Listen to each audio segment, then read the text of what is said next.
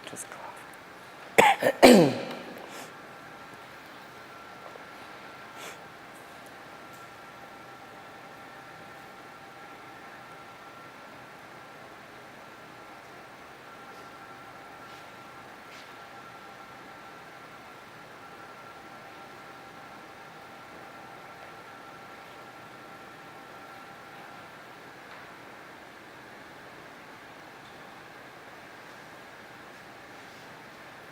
Hello, I'm Georgia Stynes. Good evening and welcome to the National Gallery of Australia for what is going to be a fantastic conversation. We're presenting tonight from the lands of the Ngambri and the Ngunnawal people. I acknowledge their elders past and present, and I also thank them for caring for country, community and culture. I also want to acknowledge First Nations artists of this country, their elders and their communities. A Century of Quilts exhibition, which is all around me at the moment. It looks at quilts, Australian quilts from 1840 to 1940. But we start here. Behind me you'll see an artwork by Trina Ham. This is a Barman Forest possum skin cloak. She's a Yorta Yorta artist, a highly respected Mudda Mudda and also Bunawang artist. But I invite you to take a little wander with me as we walk around this very special exhibition. In a moment, you're going to have the opportunity to ask questions via Slido of my next guests, who you'll meet in just a moment.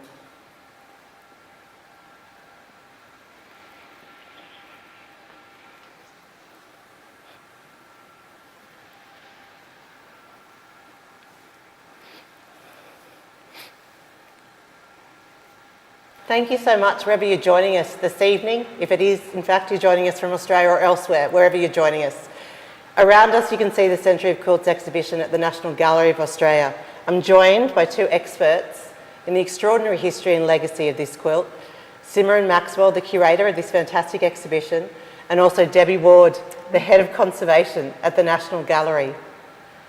But I want you to have the chance to ask questions too.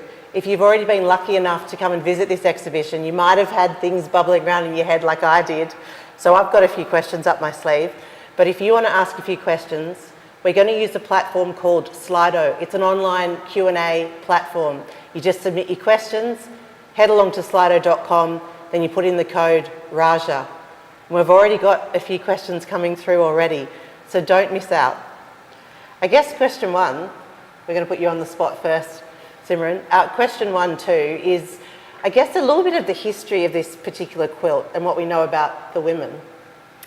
So in order to understand the women who made the quilt, it was a group of convict women travelling on board the HMS Rajah from England to Tasmania in 1841. They made it in a 3-month period, so pretty quick work. But the reason why they made it goes back again to England and a woman called Elizabeth Fry, who was a member of the Society of Friends, or a Quaker, as it's more commonly known, and she was really shocked with the treatment of women prisoners in particularly Newgate Jail in London, and really made it her life's work to improve the conditions both in the prison and then later on board convict ships. And she founded a movement called the British Ladies Society for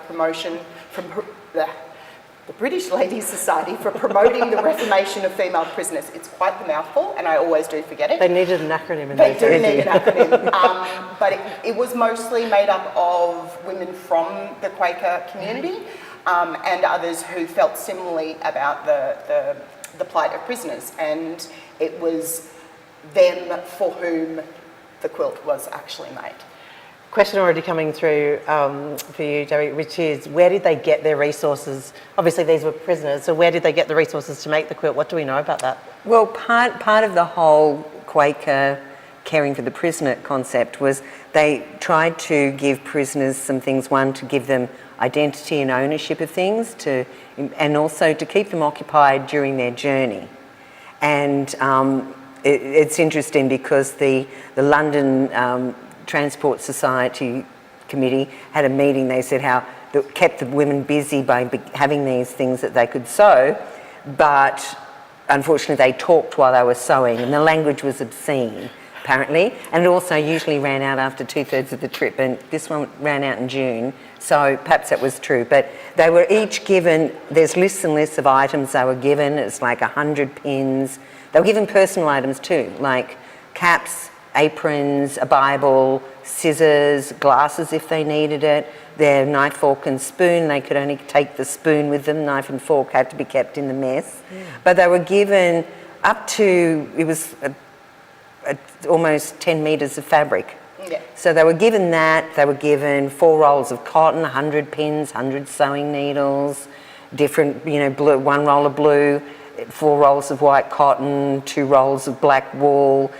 How much they actually got for each prisoner, but they were given like a duffel bag, little bag for them with these possessions. They were allowed to sew. They were encouraged to sew. They could actually even sell some of the things they'd sold.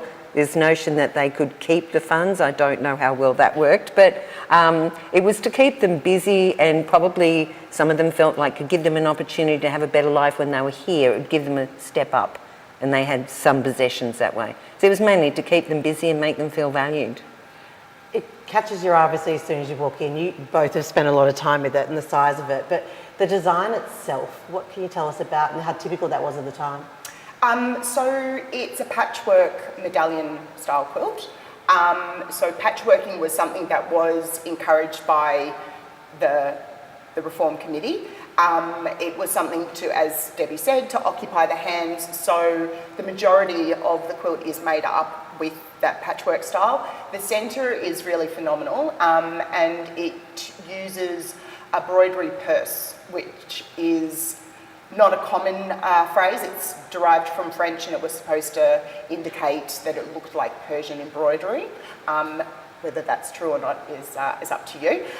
But the idea was it was applique cut from really beautiful fine chintz, and then designed in the style here of 4 birds, 4 large birds and then some smaller ones and some floral details. That's also down the bottom. So it's, it's a very delicate section, the bottom section and the central section, and then the 12 kind of layers of the patchwork are a little bit more rudimentary. One of the questions that went through my head too was, I guess, how we know if they could sew and were they good wool sewers, but there's a question on here, stitching I should say, and someone's saying the stitching's like a signature, and people have unique styles. Can we tell how many people, I don't know who this question's best for, can we tell how many people were involved and how good they were, so to speak, or experienced? It is like handwriting, but unfortunately it doesn't have quite as many clues because we don't have as many letters. So yes, you could never say it is by this many people, but you can clearly identify more than about a dozen hands. Some could really sew really, really well with beautiful stitches that are so uniform. But even those that could sew well, they have a different slant to some of their whip stitch or overcasting, which joins the lines. And others, you can't even tell if it's back stitch or running stitch. They didn't have a clue. So you can definitely identify that there's a number of hands. There could have been 2 people that were very similar, but you can easily see there's at least 12 really distinctive types of sewing that shows a style. So yes, you do. It's not quite as accurate perhaps as handwriting. Well, we also don't have the anything to compare it with. Yeah. That's true. Yeah. Which is what you do go back and compare. Yeah. There's another question around the pleats on the outside border. Deliberate or has it stretched? Not deliberate.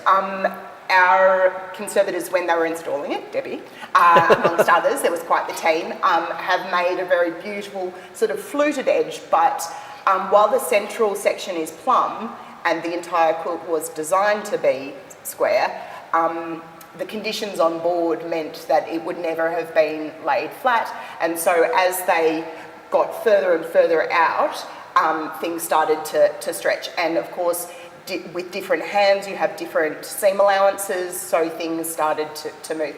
It does look beautiful, but it was not intended to be like it is. Because one side, this side along here is nearly 15 centimetres longer than the other side, and has at least 1 row of patches extra. They sort of didn't get a chance to, as Sim said, to put it all out. And unfortunately, we don't want it to have creases because creases can lead to a split. So we give it a fold A little beautiful to keep it in the best wave. possible condition. Let's talk about, as I mentioned before, you both spent a fair amount of time with the quilt, and I guess, and you both come from slightly different perspectives. From you, what have you probably, I guess, learnt from the research around it? What's something you can share with people at home that they might not have realised? It's a beautiful work of art as well as being a really important cultural object. Yeah. And I think for Australians, it's this identifying with how white Australia really developed in this country through the transportation of convicts. And, especially as we enter a new era post-Me Too, that the idea of women working together and then being also supported by more upper-class women. And Elizabeth Fry was really insistent that women should help women. So I find that very interesting. But then when you look at the myriad of designs, it's made up out of nearly 3,000 pieces, and the fabric, the printed fabric that makes up the majority of it, you see not only the history of how Australia was developed, but the wider reach of the British Empire through the other places that they had control of. You see Indian patterns, West African patterns, Southeast Asian patterns. It's all there. It's this sort of melange of what was happening globally at the time. We're going to make you choose a favourite part or something that you've learnt through your research about it. There's always a lot of interest about the women, and I do think it's very easy to embroider history. I just as a basic fact, although 180 women arrived, one poor thing passed away the day they got to Hobart. But as they waited in port, there was, sort of 15 to 18 days before, and the women were being loaded, but nearly 30 had to be taken off because they actually were having hysterical seizures, it says in the journal. And I think we sometimes forget how traumatic it would be for the women to be leaving husbands, children, to go to, and Australia didn't have ads at the time. You had no idea what you were going to. Where the bloody hell are you? Yes. No beaches. No, but and also the little tiny snippets of things that you don't see when you first look at the quilt, but then when you're sitting there with your face 10 centimetres away from it, you go, oh, look at that. This person really couldn't sew. Or, look, they've sewn this patch in backwards. The eyesight was bad, or it was dark. And then with the construction, there's all those little, those sort of little things you get a snippet of that others don't. As a conservator, is always quite exciting. I think if you look at it long enough, you keep seeing different things. So the amount of times I've seen it. Just on the inscription though, because people might not be able to actually see it, can you explain a little bit about the inscription on it, what we know of it? Well, clearly the quilt was presented to Governor Franklin when they arrived, and it was created, there was a matron who was part of the British Women's Society who travelled on board, and although we don't know for sure, we'd imagine she probably got the women to participate in this.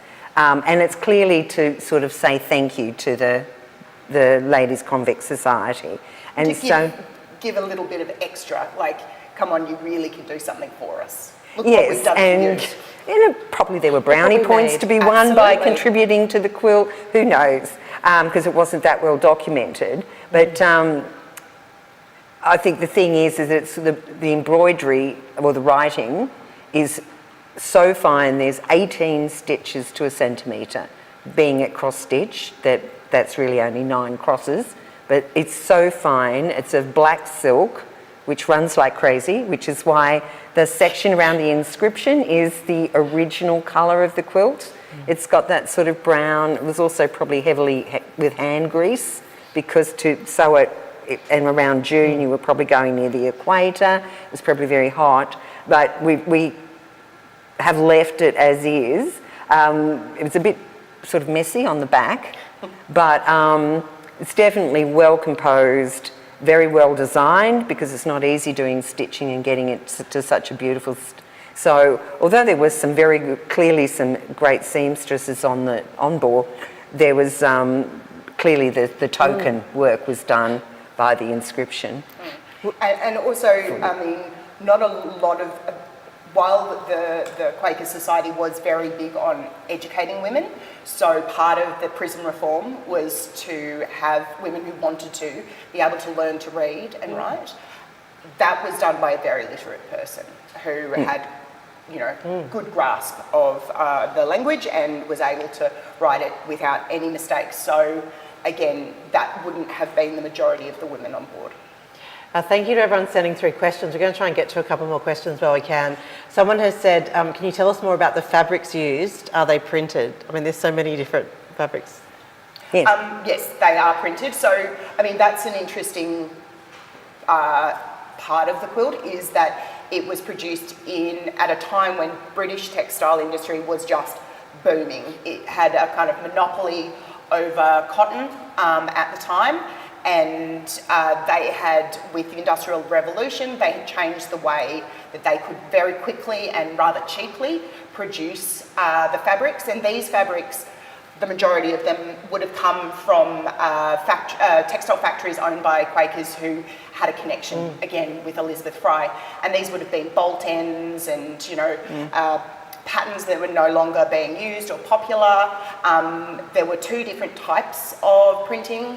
So some was block printed and some was like with a roller, and that was faster, but you couldn't get a lot of large sections with that. So there's a combination of both used in this. So it's really interesting. There's some really good questions coming through now, including, was the stitch used on the, what is the stitch used on the applique? Is it a type of cross stitch? Yes, it is. That's a yes. That's a yes to that. It's a cross stitch that has, it just carries the thread over and there's another cross stitch. Yeah. So the edges of the broderie purse are not actually, they are folded under and then they're cross stitched. So in those little bits of the flower, because they'll join a piece so that you get more mileage out of the fabric, there's 130 different patches that produces the images that are around the inscription. So it looks like if you counted all the leaves, and it's actually quite a coarse, it's cotton, but it wouldn't fit in a sewing machine. It's nearly 4 millimetre thick thread. I mean, the fabrics that you see were like dress fabrics. So that was what, and again, these were cheaper fabrics. They weren't giving the prisoners really highly expensive, beautiful things to make their patchworks with. It was just, they took what they got. Was the quilt ever backed and stuffed by, it's another question that came through, or was it intended as a coverlet? Yeah, yes, this debate goes on. It's much easier. Great, because because it's not a quilt, it's a coverlet. We often have that debate, but who knows, who uses the word coverlet? Well, like I'm just going to the shops to buy a coverlet. It doesn't quite work. No, it was never lined. It was never meant to be. It's a presentation piece. It's a presentation quilt. It's only got one layer, so no backing. Most of the other quilts in the exhibition have at least a backing material. Very few of them have anything in between. The idea of, you know, what is known contemporarily as a quilt, which is the 3 layers, is a more contemporary idea, and so yes, it's most likely made for a bed, but as a presentation quilt, whether anyone actually assumed anyone was going to put it on the bed is and it would have been nearly impossible to line it with that unevenness. It just wouldn't have worked anyway, even if they'd wanted to. I think it would have been near impossible. Yeah. Can we talk about the top right-hand corner? What? Because there's something missing. Yes, there is something missing up there. Even I picked up on that. So I think the thing is you learn how it was constructed. So all the rows were made by people that a lot of the time couldn't sew very well, but the rows of patches were joined by people who could sew. And then they've joined it all together, again, not having it all out. So they put these daisies all along at evenly spaced, but when they got up to the top corner, they realised, oh, we've got half a daisy and then we've got no room for the other half. So you can clearly see it was all unpicked, and you can see where there's half a daisy because it kind of just didn't all come together in that last corner. We've got a couple of questions coming through on the same topic, which is around there being some blood pricks that I think is blood or blood DNA. One was one of the questions. What do we know of that? There are some iron-based stains which are very, very similar to a blood stain. If we find it often in conservation, you will see these little tiny, and they just look like little bits of rust in the fabric, a bit bigger than a dot. There are some that are just above the midway, on the edge, on the inner edge of the white patch, and you can see there's little, and we've tested it, it's very high in iron, which is again typical for blood, and it very well could be, but the only way you can really test it is to take it away. We're not doing that. I mean, does it really matter whose blood it is if it's blood? It looks just like blood. It was somebody that was on the boat. It was somebody know who was on the boat. So, which does bring up one of the tricky parts of what you do, isn't it? Because you want to show the history and what's happened, but you want to make sure it lasts. So when you do, when you're doing conserving work, you need to get rid of the things that are going to make it, what damage it, but leave the other bits. Is it sometimes a line ball call, or is it pretty clear? we do work with a CD, we call it, a curatorial decision. We do talk to the curators. We do talk to the curators. But I think we don't want the quilt to be brand new, but it was in very good condition. And but some of the stains clearly were starting to damage it. There was starch because it had never been washed, and the starch over time breaks down the cellulose and goes yellow. So what we could do was, but also the wood block dyes are natural dyes and they run like crazy. So it got put onto a suction plate, and with a pipette we flushed it out with water, the acids that were in the cotton. It also helped to reduce the stains. So we didn't, you can look at it and your eye doesn't go straight to the stains. The stains have been, if they were very acid or alkali, they've sort of been neutralised, and some of the more harmful components of the stains have been removed. So we've given it extra life, but we didn't want to make it white and shiny because, one, that can damage the fabric, and also it's got a history, it can own it. We don't want it looking brand new, because that's part of the history of it as well. Absolutely. I guess we should talk about, because we talked about it arriving in Tasmania and we talked about the inscription, I guess how it got to here. Yes. So... Because we're not in Tasmania. No, for we're those not in people Tasmania. who are not from Australia watching. How long it actually remained in Tasmania is a bit of a mystery. Kezia Hayter married the ship's captain and moved briefly to Adelaide, but then went back with Lady Franklin to England, and whether or not the quilt went with them is still unclear, but it did arrive somehow into Scotland, and we have done all the research possible, we have no clear idea how that happened, but a British quilt historian kind of rediscovered it in a family collection in 1987, and she published it in a book about British quilting. And from there, we took an interest. We said, hello, could you tell us a little bit more about the cupboard in which this was found? And after some negotiations, the family who said they could trace it within their own family back as early as the 1930s, but no further, and they had no connection to Australia, they had no connection to the Quaker movement, so it is a real mystery how they ended up with it, but they looked after it. As Debbie said, it was never washed, it was never used, so all of these things mean that it's remained in this really beautiful condition. And when we bought it from them, and it's lived a good life. Absolutely. Well, there's some fantastic questions coming through. Thank you everyone who's taking the time to ask these questions. But someone has asked a question is, a lot of the blocks are missing their corners, which suggests there was no seam allowance. Does the reverse of the quilt confirm or indicate that? This is one of the greatest, well, sometimes I think they just gave up on the corners. But one of the biggest problems with it in relation to its condition, there is virtually no seam allowance. Sometimes it's only one warp or weft thread, and that is what's a real problem why we can't put it on display all the time. And when we do, it has to go on a slope. So even to move it once we were installing this, just a few centimetres, there were, don't touch that, and we had a whole group of people, we had to ease it into position, because if you put any tension on it, you get a split.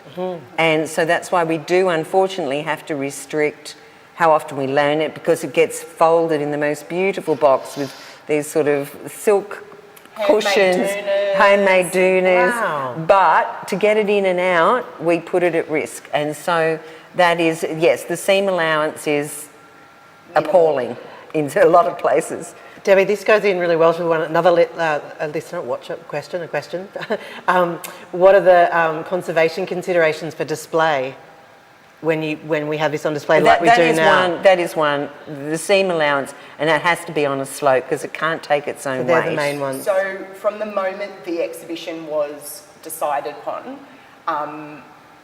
the rest of the show just kind of fell into place, but people were talking non-stop about how to construct the showcase, what angle, what level of the lights. It was this constant back and forth, and they kept saying, Sim, would you like to come to these meetings? And I thought, I have very little to add, apart from it absolutely has to go as the star piece in the show. So this was all purpose-built for the work, and now the trolley that it's on is, we have something, so with hope we'll be able to have it out, because that creates the perfect angle for it. Yeah. And the slope is so you can see it up like that, and it's protected but so it doesn't fall. The rest of the works in the show are as on the wall as Yes. possible. This one, it can't. Gravity is pretty heavy. Yeah, some of them are Little low bit of down, an but angle. yes. Yeah, and this one, because of its size, its weight, the seams won't allow it. Another huge decision is also the light, because they're nearly half the patches are of natural dyes, which do have a tendency to bleed more than it So does. the bleeding and then the fading. Yeah. So, they were So it's very good at light producing sensitive. it quickly, but it wasn't. I mean, your designed eyes to do last. get used to it. That's why the light levels in here are so low, because anything, exposing to light, we all know if you leave things on the clothesline, they'll fade.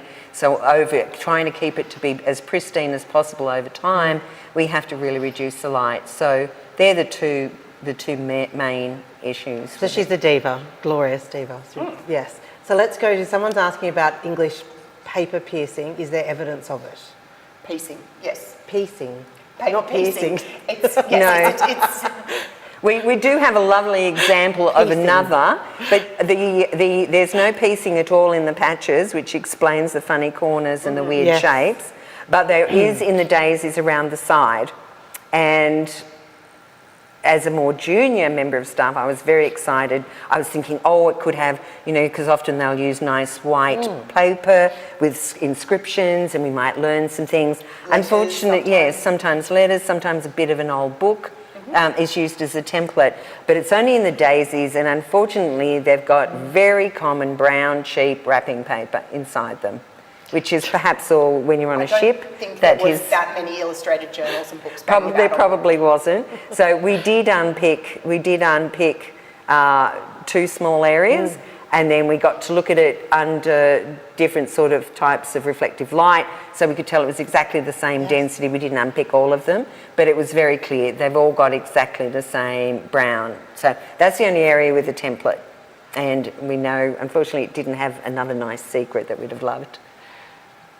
There is another question though around anything else that people might not know by just having seen it now. Any other things you uncovered, little tidbits, secrets? Well, there are some patches that I mentioned before, sewn in backwards. Yes. And you sort of go, why does this look so weird? And then you go, because it's sewn in backwards. Sometimes there's somebody with really crude stitching and they've started a row, and somebody with fantastic It's taken over. has taken over as if to go, give up, you're hopeless. We do actually have some stamps that you would typically get at the end of the so bolts. As I was saying, because these are offcuts, essentially, there are prints from the various manufacturers in some of the some of the fabrics. So that's, it sort of directly ties it back again to the Quaker movement. And you can tell because we have the same pattern that's printed in different colours. So it's colourways from the same factory.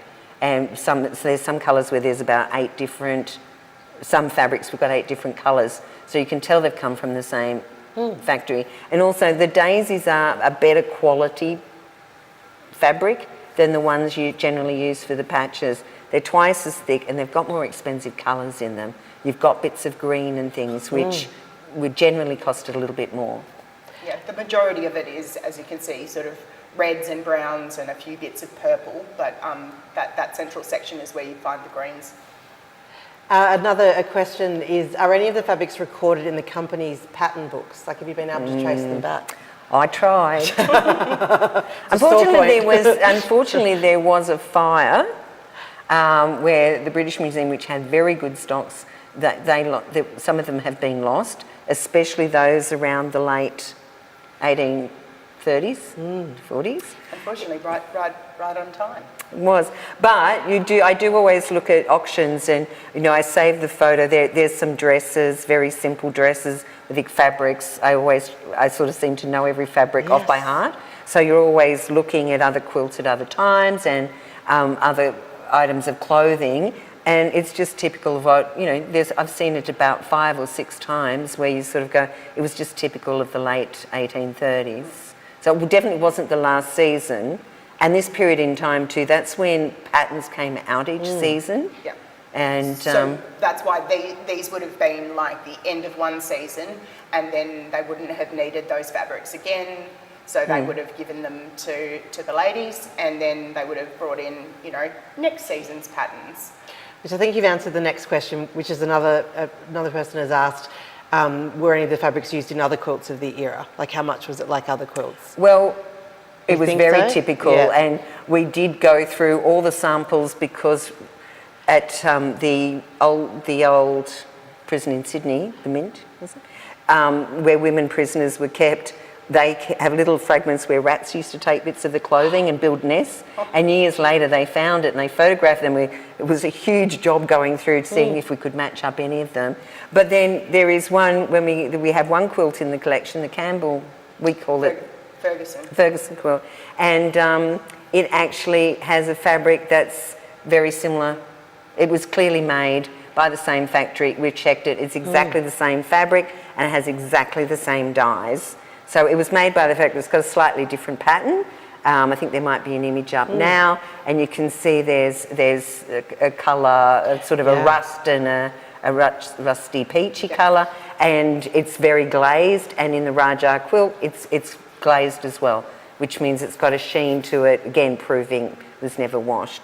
So that's the only example, but we actually have it in our collection. So that's exciting because you can go looking through the books all the time. But somebody had also asked too, one of the early questions have said, wouldn't it be nice if they reproduce some of these fabrics? So I imagine lots of people want to do that, don't they? To almost try and recreate it, although... There is a pattern. There you go. And for sale in our shop. There you go, for that particular person who asked that question.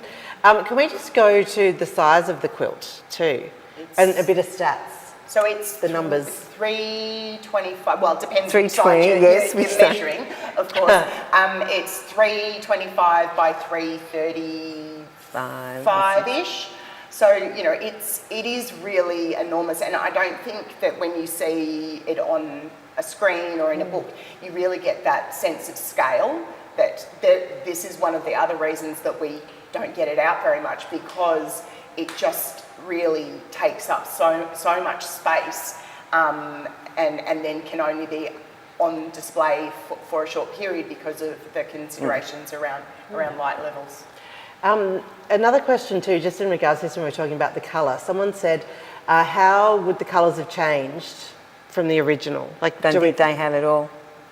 There you go, and how significantly? Well, you're saying not much at all from what it was originally. Which is why because it was a presentation quilt. So, I mean, it is the only convict quilt known to be left, but convicts made these, women convicts made these commonly on board their trips, and so but the ones that we don't find are the ones that were used. This one was never used, so because it was a presentation quilt, I mean, we surmise that because it was a presentation quilt, it was sort of packed away very carefully and then sort of never saw, luckily, the light of day. So by the time the gallery acquired it, it was still in relatively pristine condition, and the colours and vibrancy of the printed fabrics is... There is no difference between the front and the back at all with colour testing. It is identical to what... Because they were querying if it was originally white, like... Oh, actually, well, you would have... The outer edge is out of very fine muslin, and it was never probably white like we would consider white now. It would have been a light, very light cream, and it has darkened over time. It was darker, but we removed the starch because it had never been washed. But the starch will just deteriorate and yellow over time without exposure to light. And so, yeah, that it never was bright white because they didn't have artificial brightness that they were using. Cream didn't exist. Yes, yeah. So it would have been cream, but it probably would have been a shade or two lighter. Okay, oh well, all these questions, let's try and get through some of them. Do we know who the overall main designer was? Well, not for certain, because it was never documented on board. No one bothered to write about it in their diaries during the trip. But we do have Kezia Hayter, who was an acolyte, as we said, of Elizabeth Fry. She was a prison matron, and she was on board as a free traveller to sort of take charge of the women and to look after them. And she also had incredible skills as a needle worker, so it is quite likely that she brought the group together and then planned the overall design of it. But these are all just suspicions and surmises. We can't say for certain. Then her passageway was paid for by the Ladies' Society, so there was perhaps a little gratitude, and she was very dedicated to the women's reformation. And the women who had a hand in the quilt probably, we think, wouldn't have been able to write. Well, we don't know. So, I mean, there is, because it's well documented what Elizabeth Fry was doing within particularly Newgate Prison, which is where these women came from. And when she first went there in 1813, it was like a horrific sight. There were 300 prisoners crammed into these small conditions. Some of them have been tried, some of them hadn't, some of them were there for heinous crimes, some of them there was gambling and drinking and no beds, no nothing. So she was like, this cannot stand. And part of what she did was occupy their time with things like patchwork and teach them the Bible, because she was a Quaker, but then also encourage them with education, because that's the best way out of poverty, she thought, and it's still a common idea, that if the women had an ability to read and write and had some practical skills, then they would be able to, even though they were being transported and there was nothing that she could do about that, that at the other end they would have those skills. And there is evidence of several of the prisoners who wrote back to her and told her of their lives that had improved. They were married with kids, they ran businesses. So while, not literate in maybe today's terms, I feel like they weren't completely illiterate, and there was that ongoing process. But of course, it depends on if women wanted to be educated. They weren't being forced to do anything. It was choice. One of the questions too is, were these women encouraged, do we know, if they were encouraged to continue quilting or sewing once they arrived? Like whether it continued off the... No, so I mean, what happened was that the women were given the skills, and then what they chose to do with them, was up to them. Some of the women obviously had sewing skills before they entered prison. I think 15 women, when they were tried, said they had a career that was based on seamstress, tailoring, fringe maker, something to do with the textile industry. 25 they got off the ship, said that they were seamstresses. Oh, so 10 became on the way. Yeah, on board. Yes. Maybe they thought it'd give them better odds, Took a but few maybe months. they sewed a lot. I mean, there wasn't a lot of opportunities for women in the times, so having those sort of skills was really helpful. If you look at the rest of the quilts in the exhibition, you often see that the women, if they're not ladies of leisure, who were taught sewing skills as part of being a lady, but other women had connections to drapers' shops, tailors, they were dressmakers, so that's quite a common overlap between quilt making and what people's day-to-day career was. And so this quilt, obviously the Rajah quilt was this boat, and someone's asked a question there too, is do we know, or has there been an indication that other ships had made quilts similar? Yes. So we don't have so with the Rajah quilt, we have the physical evidence of the quilt. Yep. We have no written evidence about it. But with other quilts, we have all the written evidence that quilts were being made on board and were being sold or were being used by the women at their destination. They, would if they sold them, then they would get some income so that they would have something at the other end. We know that this was happening from the moment that Elizabeth Fry and her ladies started the prison reform and the subcommittee, which was about convict reform. Another question too is how representative is it of other quilts of the period, which we've sort of touched on. I mean, is what's significant about it, I guess, the boat and the experience of coming to Australia? Yeah, I mean, it is typical of the period in that, embroidery purse, the applique designs, the patchwork, the materials, they're all typical of what you see. The amount of patchwork is probably increased, and there isn't paper piecing throughout the whole quilt because of obviously scarcity of means, and because you need a few skills to do paper piecing. It's not an easy quilting method, and so starting easy, I think, is really what they were trying to do with those rather loose seams. But there's lots of quilts in Ireland that follow exactly the same medallion type, and in England. Similar patterns. Yeah, similar patterns. So another question is, are the applique pieces buttonholed or tacked? That's a you question. It's not for me, don't look at us. No, there is tacking stitch still holding some of the patches down, and I call it whip stitch. It's just like overcasting, and that's how most of the pattern the is daisy formed. patches, and then the embroidery purse is obviously different type of stitching, and then the patchwork is the patchwork. We're getting a few questions just in regards to how it's stored. Now, you spoke before about when it's not on display. Is that when it travels, when you talked about all the intricate dooners? No, that's it. That's just its bed. That's it just just its goes bed. to bed. It's a box that's probably nearly a quarter the size of the quilt. Yeah. At the centre gets put in. It then gets a dooner because we don't want creases. So then one side gets folded over. We don't want fabric touching itself. Fabric not touching, so then we put down another layer. And then everywhere where you virtually see a fold now, a little sausage goes in so it doesn't form a crease. And Sausage? you make it out of polyester, which is very stable and insects don't like.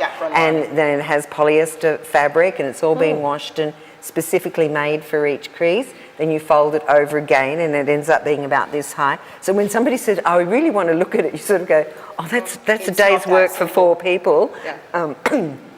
It's very elaborate, but it hasn't gotten a crease. No. Not one seam has broken since we developed that method, so it's working. Yeah. It was wonderful actually watching it being unpacked because, Debbie in a previous life before the bureaucracy of running the whole conservation lab took over was a textile conservator. So her and then our current textile conservator who used to work under her, Micheline Ford, and then the new blood, Michelle, and it was 3 generations just learning how to unpack it because it's such, it's a skill that's passed down. And I just stood around and pointed at things in a very helpful way. Very helpful way. Wow. And gloves? Do you wear gloves when you're on No. board? They wash their hands. We often get that question, but you can't tell, you can't feel the tension. So you run and wash your hands, then you run back, you do it, you work on it. If you start to feel your hands getting a little bit sticky, you go off and you wash your hands. But if we put gloves on, we wouldn't know if we were gripping and ripping the seams. Yeah. So you have to just wear, no engagement rings, no big long fingernails. You just have to make sure they're clean. Another question about how long we think it took to make the quilt. Because obviously, was it the entire boat? We don't... Well, I mean, the problem being that there isn't any of that written evidence. So with other quilts, multiple were made on board. But again, the women were broken up into, or broke themselves up into smaller sort of groups of women the same age, with the same skill set, sometimes with the same type of convictions, those sort of things. And then they would work together on different things. And so when those items were typically sold, then the profits from that would be split between that group of women. So whether or not something else was also being produced, because there were 180 women on board plus Kezia, and certainly 180 women did not participate in that. In the making of this. So potentially there were other quilts being made on board at the same time. We just don't know because no one bothered to write it down. No, if somebody wanted to make a quilt and they were told to work on this quilt, they'd probably be quite resentful of the fact, well, why can't I be making something for my profit instead of something that's going to go back to a rich person in England? Like, you don't know. There's all the different ways of interpreting all of the social history that this quilt embeds. Which is another reason why I think it's inspired so much talk, hasn't it? Because there's so many questions we don't really know. Here's another question.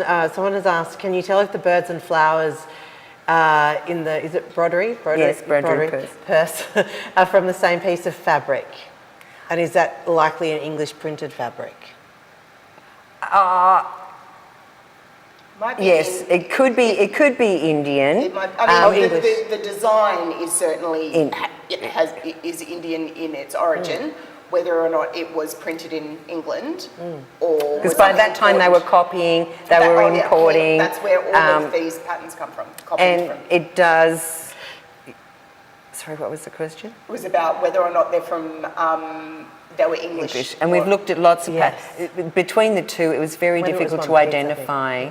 And but there is one bit of pattern, it must have at least been 1/2 metre. We've worked out that... 1/2 metre that was being chopped up, but there are some small areas that seem to have completely different, so perhaps there was a small scrap. It seems unlikely that prisoners would have been given it, but if it was very small scraps, I think, and we can tell it's made with slightly different dyes. So it's sort of more like a carnation when the rest of the flowers are more like roses. And there's one little section that's sort of at the end rose there. So it could be from the same piece, but maybe they were selective. And we can't really tell if it's a very even weave, but India by that time really knew how to weave. India was also producing things that would appeal to the British market. So they weren't making just for themselves. You know, they were hoping that the Brits would buy it. Here's an interesting question. What are both your thoughts on Elizabeth Fry's aim to reform women through jobs like quilting? Is it a romantic notion heightened by the beauty of the quilt? Well, if I put myself back nearly 200 years, I probably would have very different aspirations of what my career would be than today. Yeah. So thanks to all my grandmothers and great-great-grandmothers and everybody else's who got us where we are today. I think it's very limited. There's limited space. You're working with a very limited skill set. It is easy to get fabric. It is easy, you know. Sometimes there are some records that people were given wool and knitting needles. Oh yeah, knitting was something that also took place. I think it was more a way of harnessing skills that some women had. Like, you know, you sort of get your mum to show you how to knit, or your grandma, or you just sort of. They could share that skill with each other. And also it was promoted for reading, because some women did, when they got off, said they could read but they couldn't write, I think. Yeah. which means that they've usually didn't have access to paper and pens, but they learned some of the basic But they words. all had a Bible. But they were So all they given were- a Bible yeah. when they came, Yeah. which would have been a challenge, I'm sure, for quite a number of them. But I can't think of too many other, careers. It would have been nice if people learnt to be nurses on the deck, or that they could be carpenters, but the ship was fully equipped. These people were prisoners, so it had to be what they could do as their group, and it was quite limited. I guess it's giving them skills, isn't it, for It is whatever giving they them do. skills, Some and, skill. and what Elizabeth Fry was able to achieve, yes, there is the romantic notion from the quilt, but what she did in prisons and on convict ship. I mean, transportation to Australia. By the time the HMS Rajah went to Tasmania, New South Wales had already stopped accepting prisoners, and it was quite soon after that Tasmania also stopped accepting prisoners. So it was sort of the end of the line anyway. But what she managed to achieve in terms of the conditions that the women were in, I don't think that's romantic. I think that she really had a very long-lasting effect on the treatment of prisoners more broadly across, all of Great Britain and then into parts of Europe as well. She was widely travelled. She had 11 kids, but she sort of put them on hold to really devote herself. I mean, she's a fascinating woman in her own right, and She people is. can find out more information about her too. And there is a link, actually, some information on her on the National Gallery website. Just a question, is the outer edge hemmed or raw-edged? It's hemmed. It's hemmed. Yep. Rolled and hemmed. Rolled and hemmed. Someone's asking, would any of these fabrics have been used in quilts that you would found in America? The fabrics. Similar. Britain had this kind of stranglehold, this monopoly at this point on cotton production, on printed cotton production globally. So if you wanted this sort of fabric, then you would have to have bought it, not necessarily through these exact factories, but most of the cotton of the world was coming from Great Britain, which speaks a story unto itself. That obviously dwindled later into the 20th century, but at the point that this quilt was made, yes, you would have found this material. Is why you find it in the Ferguson family quilt, which they were Scottish, and the material came from Partly when with them. when members of their family emigrated to Australia. So it was all over.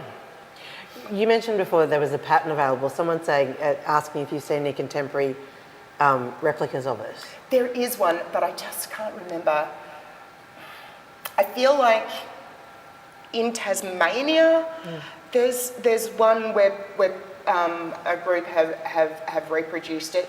I mean, it actually looks more perfect than the real deal because they've not got the fluted edges. But yes, there have been reproductions made because it's so studied. People have been able to reproduce it. Unfortunately, obviously, some of the patterns and what have you aren't quite the same. But yes, We're sort of coming up to, I think we've got about 8 or so minutes, maybe a bit less. So I want to get to a couple more things. Debbie, a couple of people have asked this question, so I want to get to it. Do you have tips for people who've got heritage quilts at home? This is their chance to ask you a question. give them to us.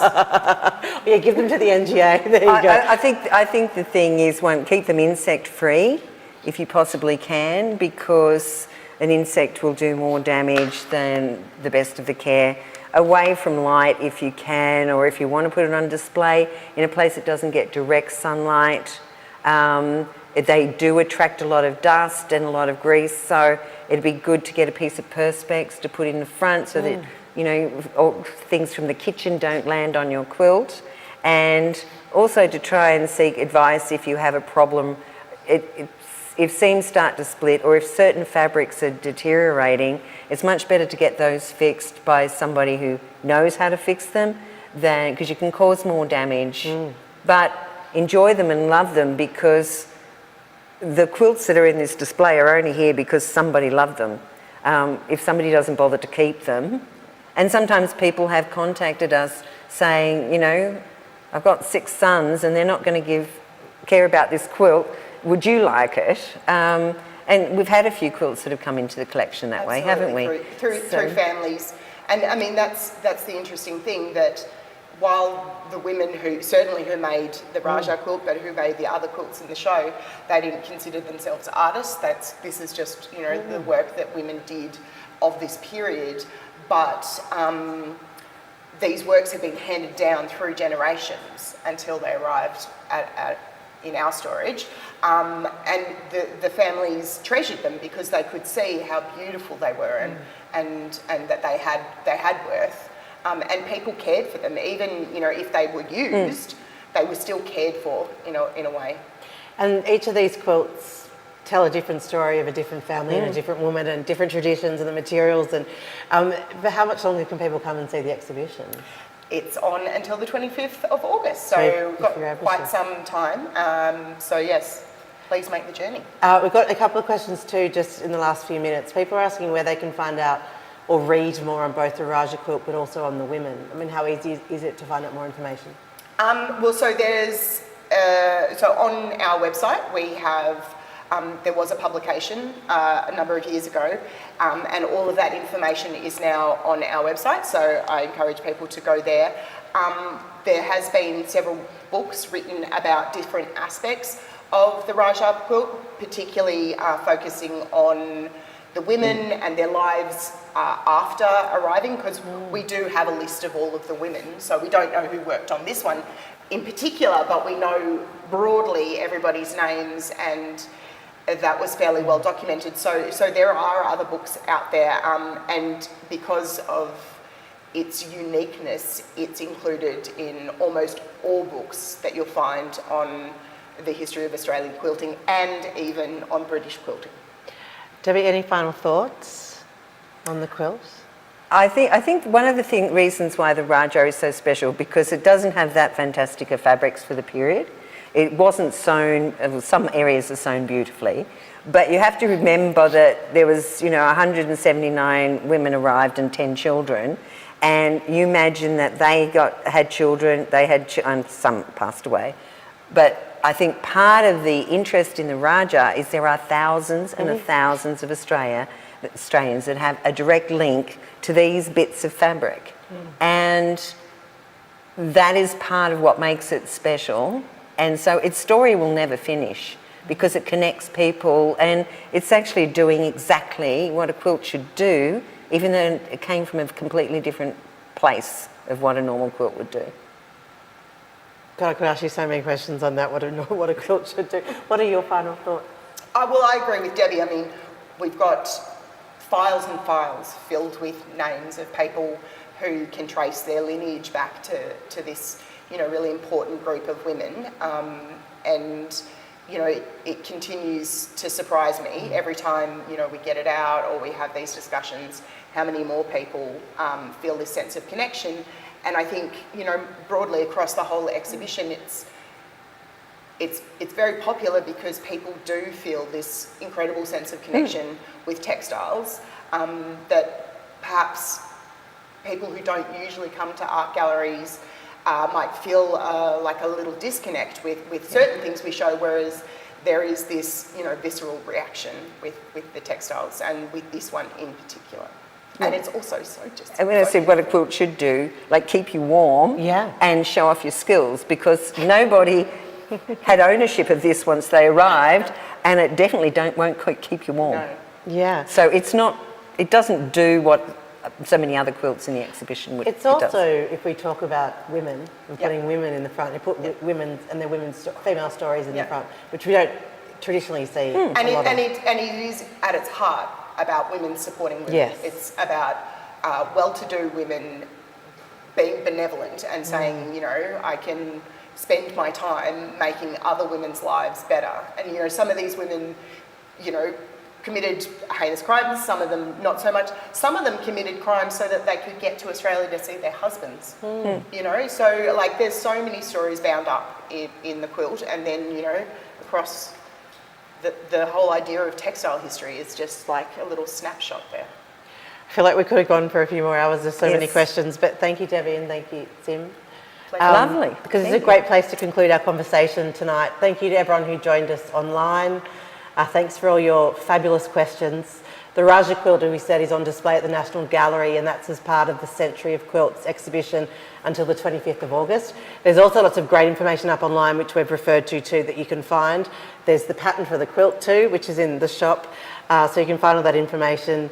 Thank you again so much for making this so interesting and all the fabulous questions. We hope to see you all at the National Gallery again soon. Thank you all and good night. Good night.